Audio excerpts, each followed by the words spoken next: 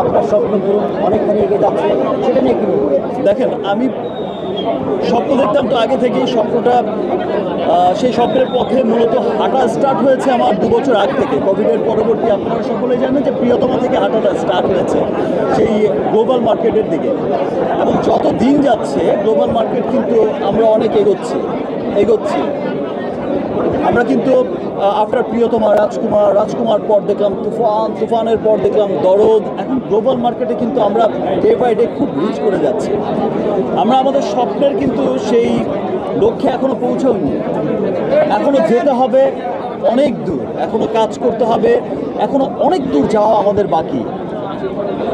মাত্র তো শুরু হলো, যেটা অনেকে বলে, এবং যাবো ইনশাল্লাহ অনেক দূর। অনেকে বলে ঈদ মানে শাকিব খানের সিনেমা, কিন্তু এই প্রথম ঈদ ছাড়াও শাকিব খান ঈদ করে দিল, সেটা নিয়ে কি বলবেন?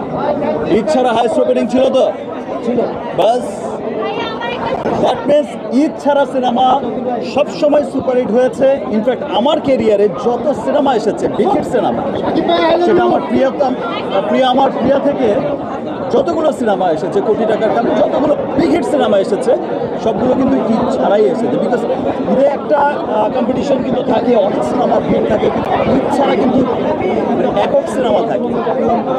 তো এটা সবসময় প্রমাণিত হয়েছে। আজকে দরদ দিয়েও আবার প্রমাণ করলো যে না, ঈদ ছাড়া সিনেমায় অনেক বেশি সুপারহিট হওয়ার অপশন থাকে। এবং ইনশাল্লাহ আমরা আরও সুন্দর সুন্দর কাজ করব এবং আমাদের সেই লক্ষ্যে পৌঁছে যাব।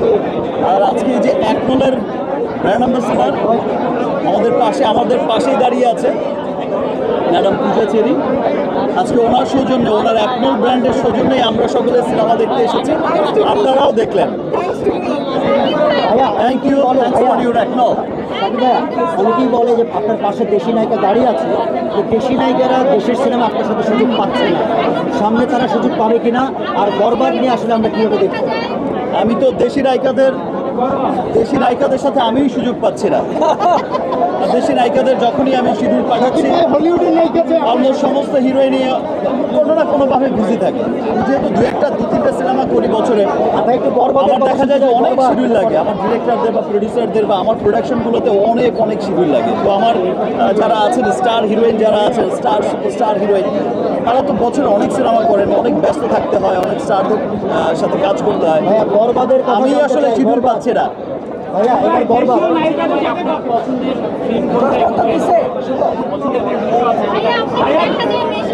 সবার পছন্দের সিন যেটা, আমার পছন্দের সিন সেটা। ভাই, আমরা বরবাদের কথা জানতে চাই। বরবাদ সেটা দেশি নায়িকাদের জিজ্ঞেস করতে হবে। আমি আগে বলেছি যে দেশি নায়িকাদের শিডিউল পাচ্ছে না।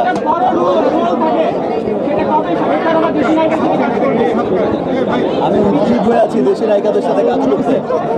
আমি সেই মুম্বাইতে থাকতে ভাই, যত যাই হোক, দেশের প্রতি আলাদা একটা টান থাকে, দেশের মানুষের প্রতি টান থাকে। সো ইনশাল্লাহ দেশি নায়িকাদের সাথে যখন দেশি নায়িকাদের মুড হবে, স্কেজুল পাওয়া যাবে, খুব দ্রুতই হবে।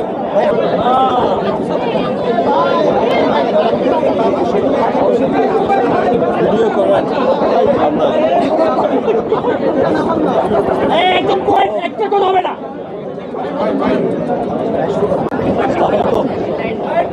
Thank you everyone. আবারও আপনাদের সাথে দেখা হয়ে গেল। অনেকদিন ধরেই দরদ দেখার জন্য খুব উদ্গ্রীব হয়েছিলাম।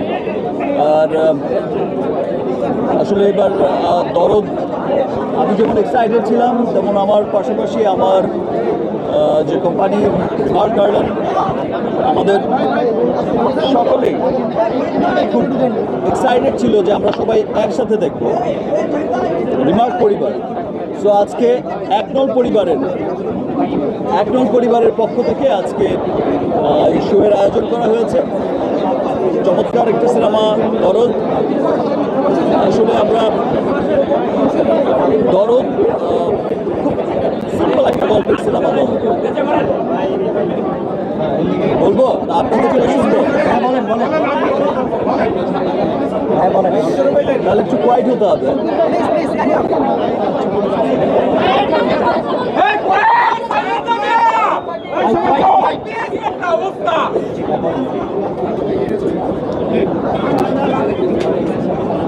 আপনারা দেখেছেন তো দরদ?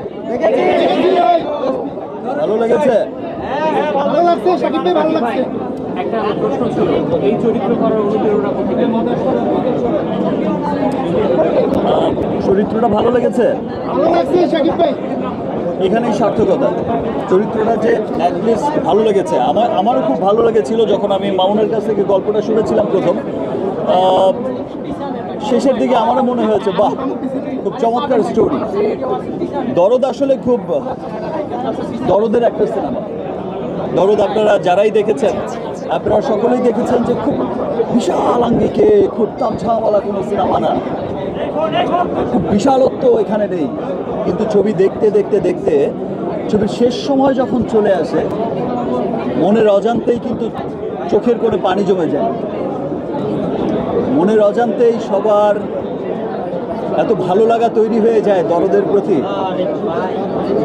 সো গল্পের ডে 1 থেকে আজকের দিন পর্যন্ত আমরা দরদকে দরদ দিয়েই ভালোবেসেছি, এবং দেশের মানুষও এই প্রতিকূল অবস্থার মধ্যে, আমি খুব অবাক হয়ে গেছিলাম। আমি তখন ছিলাম না, আমি আমার বরবাদ সিনেমার শুটিংয়ে মুম্বাইতে ছিলাম। আমি যখন শুনলাম, আমার এতটা এক্সপেকটেশন ছিল না। যে আপনারা জানেন যে বিভিন্ন কারণেই হয়তো মামুন তেমন একটা পাবলিসিটি করতে পারেনি, প্রচারণায় তেমন খুব একটা আহামরি কোনো কিছু করতে পারেনি, ঠিক সময় মতো চেষ্টা করা সত্ত্বেও অনেক কিছু দিতে পারেনি। কিন্তু সবাই খুব চেষ্টা করেছে, মামুন খুব চেষ্টা করেছে, আমার প্রোডাকশন টিম খুব চেষ্টা করেছে। এত চমৎকার একটা সিনেমা কেন প্রেজেন্ট করবে না চমৎকার করে?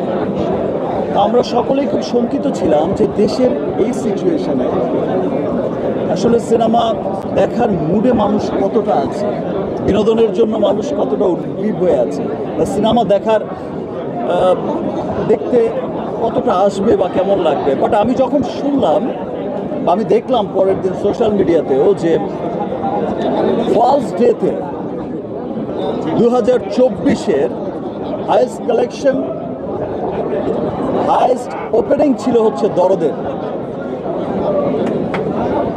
সো এই বিষয়টা কিন্তু 2024-এর হাইয়েস্ট ওপেনিং মাল্টিপ্লেক্সে ছিল দরদের, সিঙ্গেল স্ক্রিনে তো ছিলই ইনশাল্লাহ।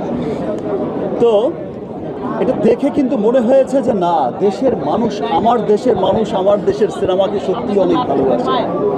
আমার দেশের মানুষ আমাকে অনেক ভালোবাসে, আমার দেশের সিনেমাকে ভালোবাসে।